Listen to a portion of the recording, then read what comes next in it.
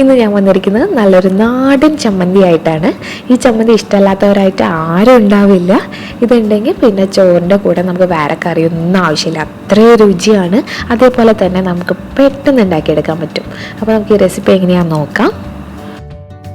അപ്പോൾ ഈ ചമ്മന്തി ഉണ്ടാക്കാനായിട്ട് നമുക്ക് ആദ്യം തന്നെ വേണ്ടത് തേങ്ങയാണ്. ചിരകിയ തേങ്ങ ഞാൻ 1 കപ്പ് എടുത്തിട്ടുണ്ട്. അപ്പോൾ ഈ കുറച്ച് തേങ്ങ അങ്ങോട്ടും ഇങ്ങോട്ടും വ്യത്യാസം വന്നുകൊണ്ട് കുഴപ്പമൊന്നുമില്ല അളവിന്. അതേപോലെ തന്നെ നമുക്കിതിലേക്ക് വേപ്പില വേണം. ഞാനൊരു 4 ഇതൾ വേപ്പില എടുത്തിട്ടുണ്ട്, അതായത് കറിവേപ്പില. അപ്പോൾ അതും നമുക്ക് ഇഷ്ടാനുസരണം വേപ്പില ചേർത്ത് കൊടുക്കാം. അതേപോലെ തന്നെ വറ്റൽ മുളക് ഒരു 4 5 എണ്ണം വേണം. അപ്പോൾ മുളകിൻ്റെ എരിവനുസരിച്ച് വേണം നമ്മൾ ചേർത്ത് കൊടുക്കാനായിട്ട്. അപ്പോൾ ഒരു 4 മുളക് ചേർത്ത് നോക്കാം. എന്നിട്ട് എരിവ് കുറവാണെങ്കിൽ മാത്രം 5ാമത്തെ മുളക് ചേർത്ത് കൊടുത്താൽ മതി. കാരണം ചില മുളകിനൊക്കെ നല്ല എരിവുണ്ടാവും. അതേപോലെ തന്നെ നമുക്കിതിൽ വാളംപുളി വേണം. അതായത് സാമ്പാറിലൊക്കെ ചേർക്കുന്ന പുളിയാണ് ഈ വാളംപുളി. അതൊരു ചെറിയ ഉണ്ട ഞാൻ എടുത്തിട്ടുണ്ട്. അതും ഈ പറഞ്ഞ പോലെ നമ്മുടെ പുളിക്കനുസരിച്ച് നമുക്ക് ചേർത്ത് കൊടുക്കാം. അപ്പോൾ കൂടുതൽ അങ്ങോട്ട് പുളിയാവാതിരിക്കുന്നതായിരിക്കും നല്ലത്.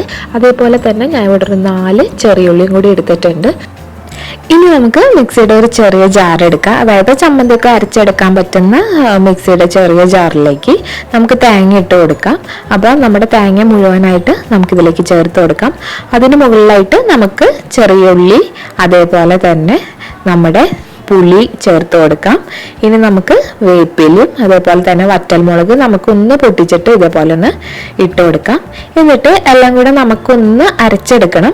അപ്പോൾ പൾസ് മോഡിലിട്ടിട്ട് അരയ്ക്കുന്നതായിരിക്കും നല്ലത്. ഒറ്റയടിക്ക് അരച്ചെടുക്കാതെ പൾസ് മോഡിലിട്ട് കുറേശ്ശെ ആയിട്ട് അരച്ചെടുക്കുമ്പോഴാണ് കുറച്ചും കൂടെ നല്ലത്. അല്ലെങ്കിൽ കൂടുതലായിട്ട് അരഞ്ഞു പോകാനുള്ള ചാൻസ് ഉണ്ട്. ഇപ്പം ഞാൻ പൾസ് മോഡിലിട്ട് ഒരു 3-4 പ്രാവശ്യം ഒന്ന് അടിച്ചെടുത്താണ്. ഇനി നമുക്ക് ഇതൊന്ന് സ്പൂൺ കൊണ്ട് എടുത്ത് ഒന്നുകൂടി ഒന്ന് ഇളക്കിയെടുത്തതിന് ശേഷം നമുക്ക് ചമ്മന്തിക്ക് വേണ്ട ആവശ്യത്തിനുള്ള ഉപ്പും കൂടെ നമുക്ക് ചേർത്ത് കൊടുക്കാം. നമ്മൾ ഉപ്പൊന്നും ചേർത്തിട്ടുണ്ടായിരുന്നില്ല. എന്നിട്ട് നമുക്ക് ഒന്നും കൂടെ ഒന്ന് വിപ്പ് ചെയ്തെടുക്കുക, അതായത് ഒന്ന് അടിച്ചെടുക്കുക. അതായത് കൂടുതൽ അരങ്ങി പോവാതെ നോക്കുന്നതായിരിക്കും നല്ലത്. അപ്പോൾ ഇപ്പം നമ്മളെല്ലാം നന്നായിട്ട് അരച്ചെടുത്തിട്ടുണ്ട്.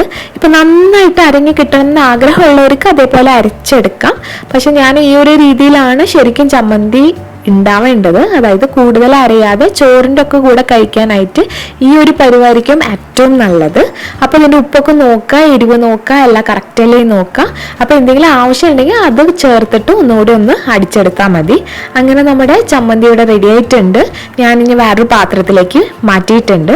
അപ്പോൾ ചമ്മന്തിയുടെ കറക്റ്റ് പരുവം എങ്ങനെയാണെന്ന് അറിയാൻ വേണ്ടിയിട്ട് നമ്മൾ ഇതേപോലെ കുറച്ച് കൈ കൊണ്ട് എടുത്തിട്ട് ഒന്ന് ഉരുട്ടി നോക്കാം. അപ്പോൾ നന്നായിട്ട് ഉരുട്ടാൻ പറ്റുന്നുണ്ട്. അതിനർത്ഥം നമ്മുടെ ചമ്മന്തി കറക്റ്റ് പാകത്തിനാണ് എന്നാണ്. അപ്പം ഇങ്ങനെ നമ്മുടെ തേങ്ങ ചമ്മന്തി ഇവിടെ റെഡി ആയിട്ടുണ്ട്. ചോറിൻ്റെ കൂടെ സൂപ്പർ ടേസ്റ്റാണ്. എല്ലാവർക്കും ഒത്തിരി ഇഷ്ടമാവും. എല്ലാവർക്കും അറിയാവുന്ന ഒരു റെസിപ്പി ആയിരിക്കും.